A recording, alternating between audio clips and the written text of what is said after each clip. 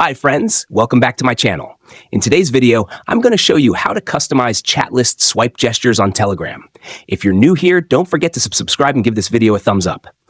Now, let's dive in. Step 1. First, unlock your Nothing phone and open the Telegram app. Once you're inside, you'll land on the main screen where you can see your chats menu. This is where you'll access all your conversations. Step 2. Now, look to the top left of your screen.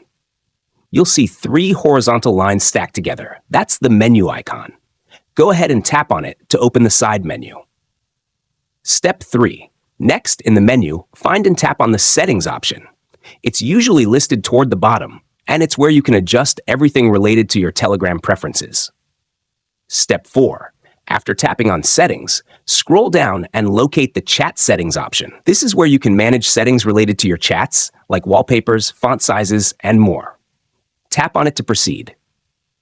Step 5. Now, scroll down to locate the Chat List Swipe Gestures option. Here, you'll see multiple options.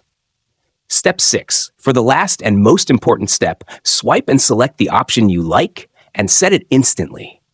If you found this tutorial helpful, don't forget to give it a thumbs up and subscribe to my channel for more great tips. Thanks for watching.